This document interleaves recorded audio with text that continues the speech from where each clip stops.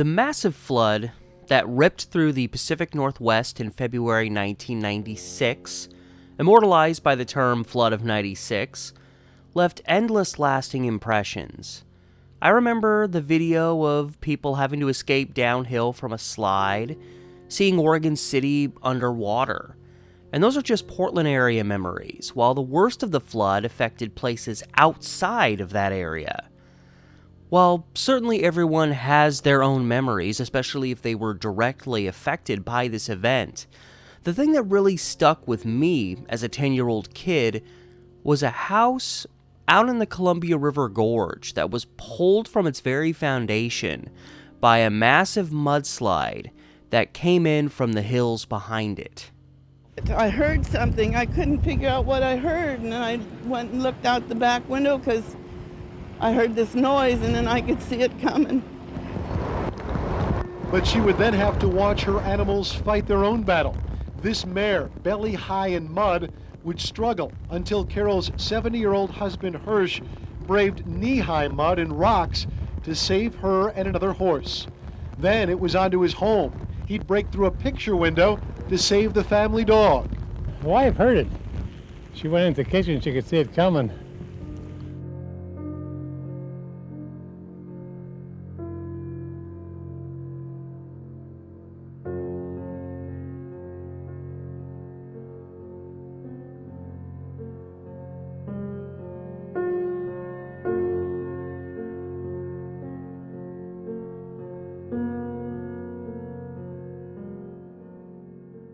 My family always simply remembered this place as the Landslide House.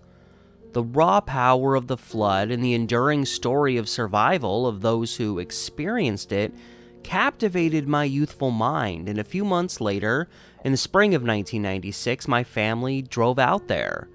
I still have the faint memory of climbing through rocks and boulders to this completely isolated, tattered home. It always astonished me that the place was still even standing after the raw punch from nature that it had experienced. But that's old school architecture for you. The house was about a century old when the flood happened. Until recently, I never knew the real story behind what had happened here, but just lived for years with hazy memories, some of which were just flat out inaccurate. Namely, I swore the couple who lived there were still inside the house and just rolled down with the mudslide, somehow surviving. This was not true. But the real full story is actually more inspiring considering the circumstances. The house in question is located in the Dodson area of the gorge, just uphill from Interstate 84. The middle-aged couple living there, Carol and Herschel Royse, had been gorge folks their whole lives. In particular, they had been right here in this charming two-story home for a very long time. And then came February 8th, 1996.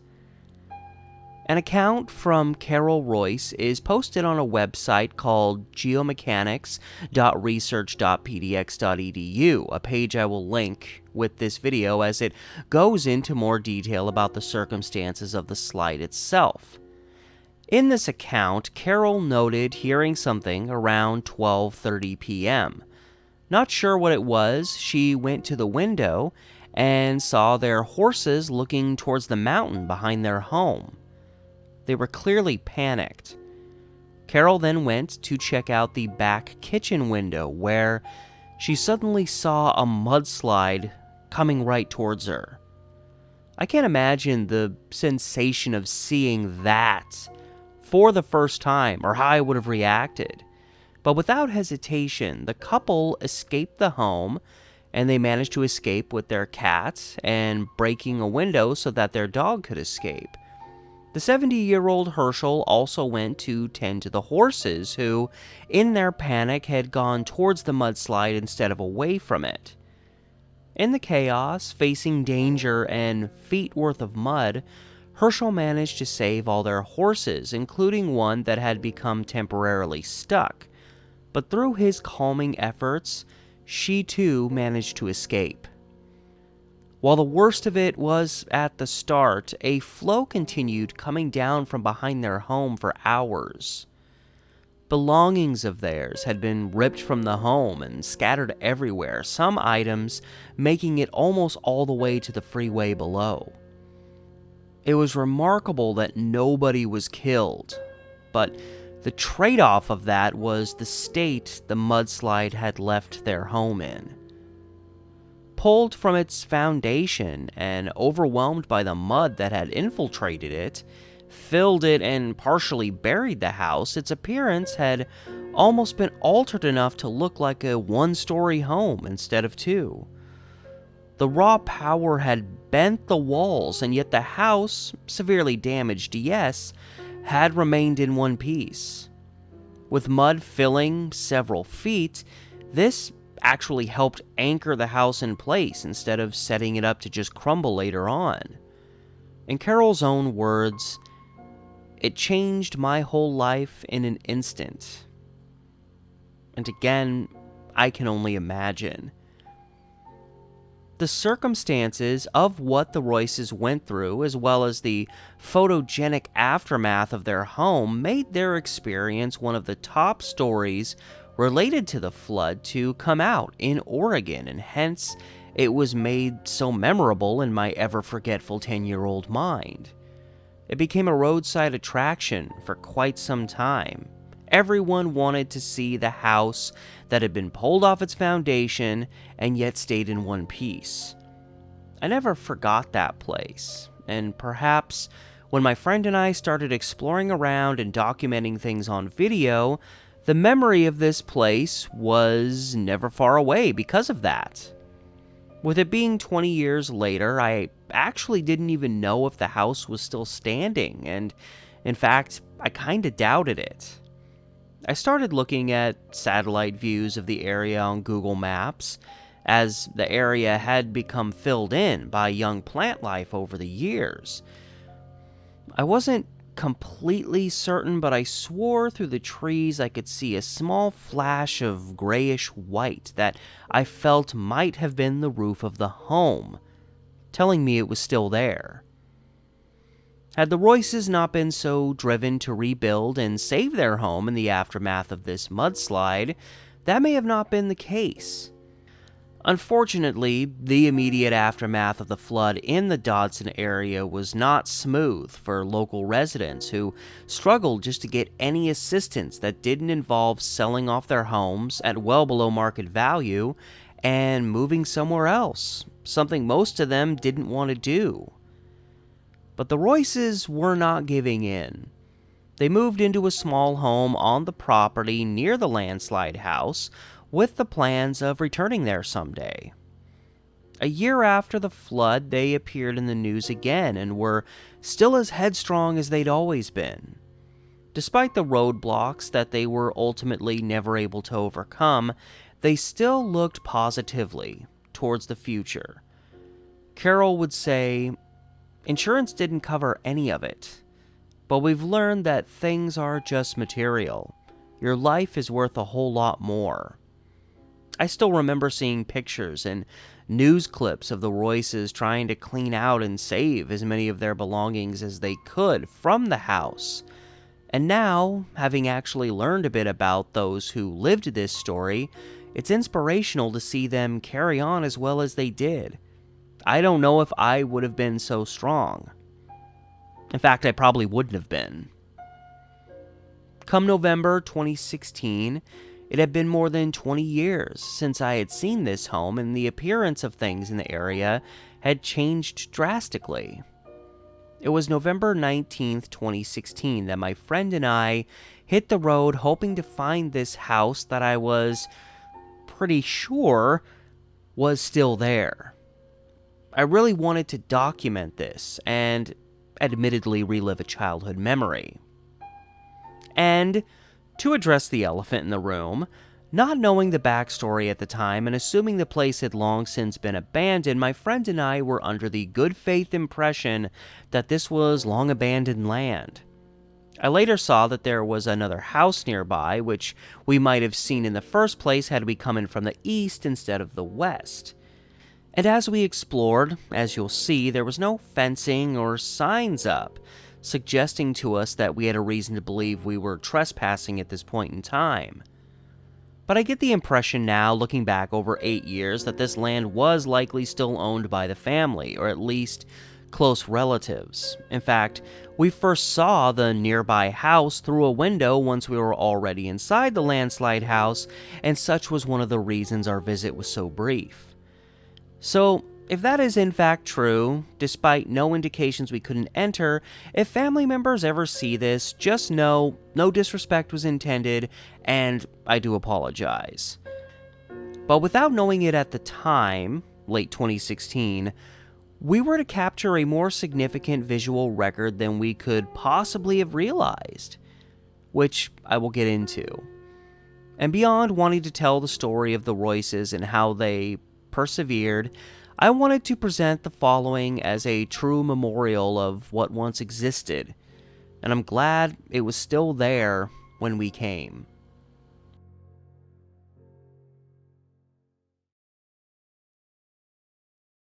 A while back, my friend and I, we started going out and exploring together. We found a bunch of ghost towns, you know, any kind of cool roadside thing. We pull over and check them out and shoot videos. We both really love that life, just going out on the road and finding things that have been long forgotten. And as we started doing that, the memory of this house that got taken down in a landslide that I remember seeing as a child came back to me. And as we were exploring, that was always kind of in the back of my mind, is that's a place I'd really love to see again. And I remembered it being so open, I didn't know what to expect if we ever were able to make it out there. Years and years had gone by. Little trees had started to grow up. You know, you used to be able to see it from the road. You used to be able to see it from the freeway. You couldn't do that anymore. When we drive down as a kid, you know, and even growing up, whenever I passed there, I'd always try to look and see if I could find it, and I never could because it's hidden behind trees now. Oh, hey there. What's up, my dude? How you doing? I'm just getting home from eating Popeyes. Louisiana fans. That's my buddy that I explore with, for the record. It looks like a roofer lost half of their roof on the back of their trailer because all of these roof tiles keep going. Jesus. We may not make it alive. We were intending on coming to this place last time, but then, like, while we were driving, dumbass drove right past. I was just like, hey, oh, exit 35. Oh yeah, 35. Well, there's always next time. I think we go this way.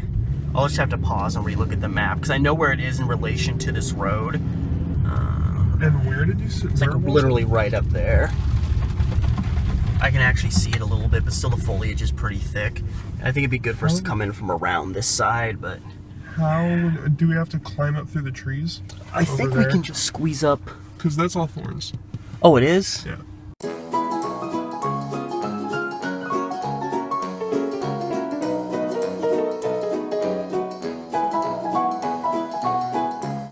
We're gonna see if we can do this.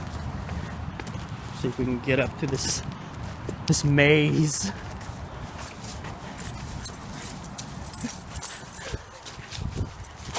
Yeah. Yeah, once you get through this like first little slippery part, it's not quite as slick. There's just like these goddamn sticker bushes. And somehow it's easier going back down than it is going up, but you think you'd just be slipping and sliding into shit. So Steve, Are you fucking kidding me right now? This is why you don't wear flannel. I'll get through, just don't worry about me. I literally made it through that part as easy as can be. What really sucks, what really sucks is 31 and your motor skills just go out the fucking window.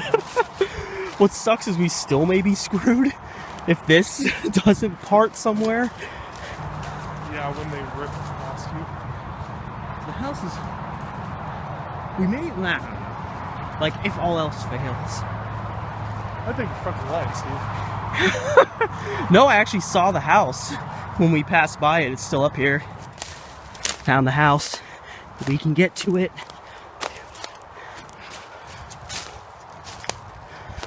Found it! Yeah! He's getting himself ready. This is the man with the plan. And if anybody needs a new match, well, you can't even really see it. There's a box spring out here with a beer bottle. Why is it when I go out with Nick, we're always finding old box springs? Once you get to here, it opens up.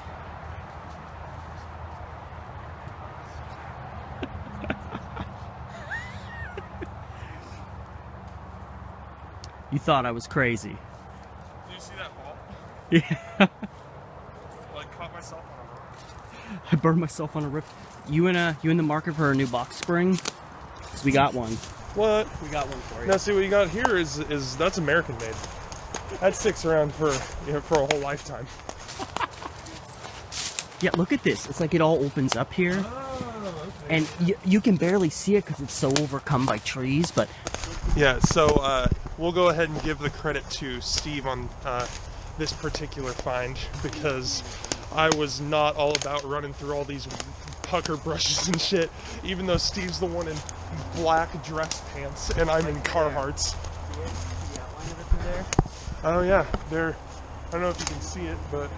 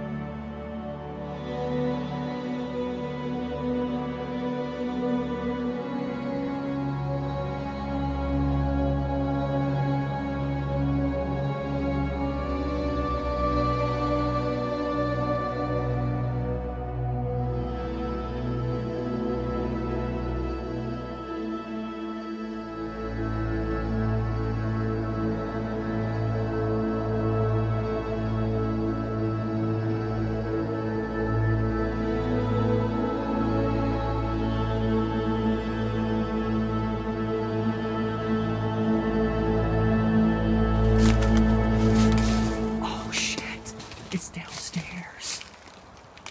Because half this is underground. Oh, God. I want to go in. Yeah.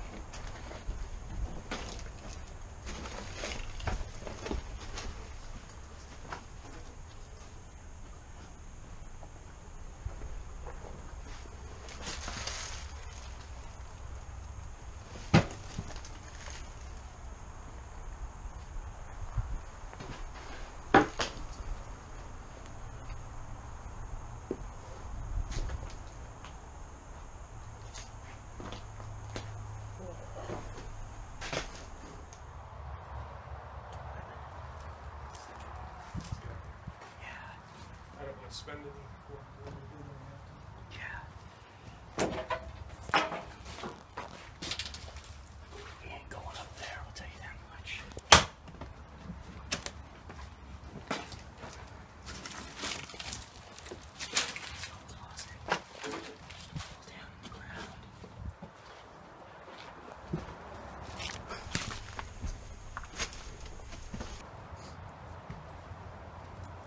What's in there?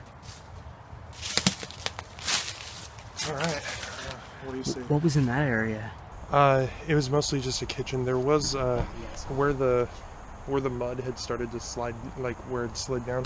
There's actually like a little basement room that is like completely like up to the ground with mud, which is kind of cool.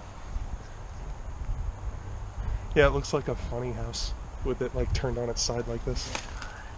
And look, the walls just like caving inward. Yeah. Pretty amazing that it's built well enough to. Yeah, because it just slid down here. In fact, there's like wood pieces there. Like, I'm wondering if that's like part of like.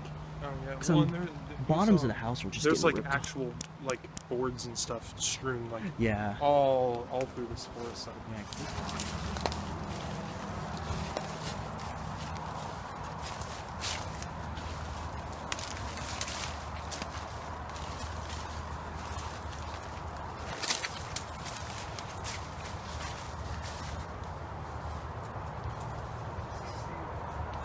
The trick to navigating your way through a bitch load of trees is that on a downhill slope, they grow, the tips of them will grow towards the ocean. So you have to think of it as like a grid where you see how they're moving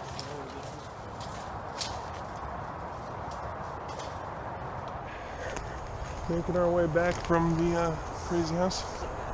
Steve. Yep. Found it because Steve's stubborn ass had to see it. So Steve, is there anything on your adventure list for the kids at home that you would add after tromping up that bramble hill? Because I'm definitely putting adventure gloves on the list. I don't know about you. Yeah, during the flood of '96, when there was just landslides going on all over the place, they just literally, the house just slid right off its foundation. And what's so weird is you'd figure in a landslide, it would have just torn the house apart going down the hill. But this house was built well. And yeah, it just slid down. I mean, obviously you can tell it got a little messed up, but I mean, it's generally maintained its continuity.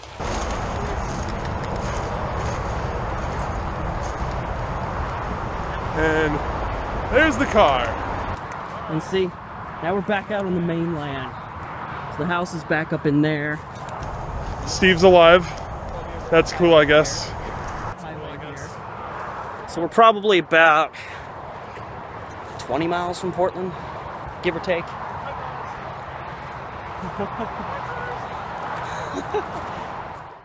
It was both surprising and refreshing how little things had changed with that house. Little did I realize we were only months away from a big change.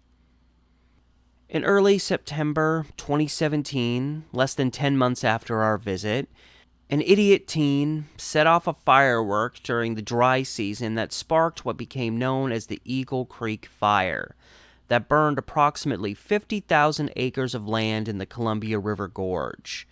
It burned for 3 months before it was officially declared contained. And the fire would burn into the Dodson area.